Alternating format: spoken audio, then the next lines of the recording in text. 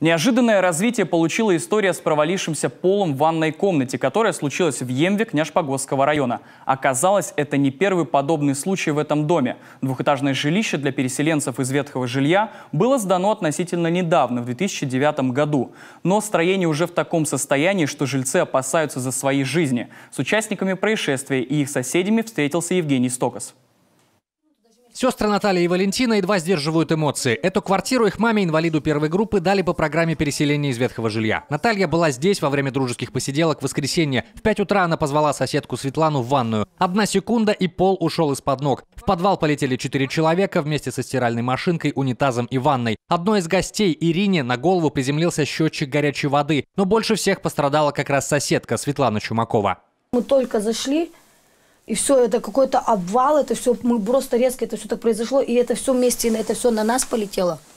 Ну, как бы свету придавило, получается, это там плита, вот эти вот плиты, которые разлетелись, их просто убрали, они прям вот здесь. Их убрали, да, там такие большие плиты. А тут холодильник стоял сбоку, ну, получается, вот там в кухне. Это все вместе упало, и вот ей чуть на голову это все, и она сознание аж потеряла. Вот. Плиты – это не что иное, как СИП-панели, 2 листа древесной стружки, между которыми блок пенополистирола, то есть обычного пенопласта. Если соблюдать технологии строительства, дома из СИП-панелей могут служить долго, но это не тот случай. В подвале видно, что фундамент крепкий, а вот балки под бывшей ванной сгнившие. Причем признаков затопления подвала нет. Загадка для надзорных органов. Была внутри где-то в подвале протечка, а мы, жильцы, об этом могли даже и не знать. Ну, поэтому и не сообщалось в единую диспетчерскую службу. Да, где что-то там протекало очень длинное время. И прогнили балки якобы. Но это пусть по нашей квартире, да, скажем так, где-то что-то протекало, а в соседнем подъезде, а в нашем подъезде, в самом подъезде нет уже никаких, ну, труб с водой,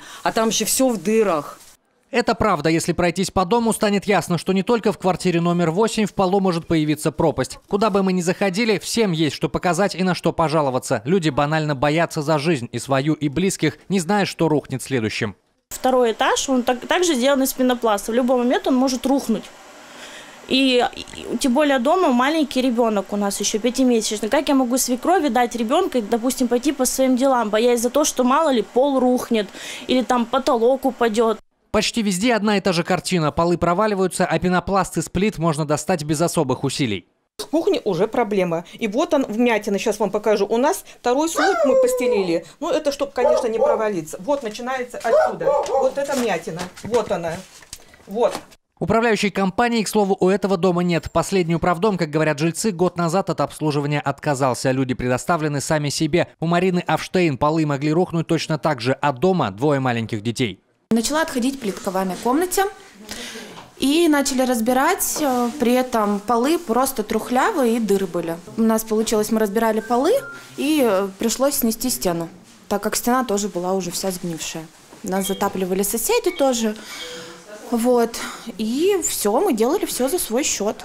Ни в городской, ни в районной администрации документации по дому нет. Как узнать, какие стены несущие, как делать ремонт – большой вопрос. Пропасть в 8-й квартире устранит администрация города, ведь жилье муниципальное. При этом переселить маму Валентины и Натальи на время ремонта не получится. Маневренный фонд района в удручающем состоянии. Мама инвалид, она колясочница. Предложили на 2-м этаже комнату, в которой нет воды, санузла. Вот как моей маме в эти 2 комнаты маневренного фонда переезжать? Состоянием маневренного фонда крайне критическая и тяжелая ситуация. Хорошего жилья в районе нет. И в ближайшее время, наверное, думаю, пока не предвидится. Будем предлагать пока то, что есть. Так что мама, как и сейчас, останется дома у Валентины, а ремонт займет минимум 2 недели. Резонансной историей заинтересовалась местная прокуратура. В течение месяца прокурорский корпус вместе со специалистами из Стройжилтехнадзора выяснит, кто прав и кто виноват в этой непростой истории. Какие нарушения будут выявлены, мы посмотрим. То есть в соответствии с этим будет решен вопрос о принятии тех или иных актов реагирования. То есть могут носиться представления, в том числе и направляться исковые заявления о понуждении к проведению ремонта, к восстановлению строительной конструкции, либо решение вопроса о том возможности проживания граждан в данном доме и наличия вообще угрозы для их жизни и здоровья.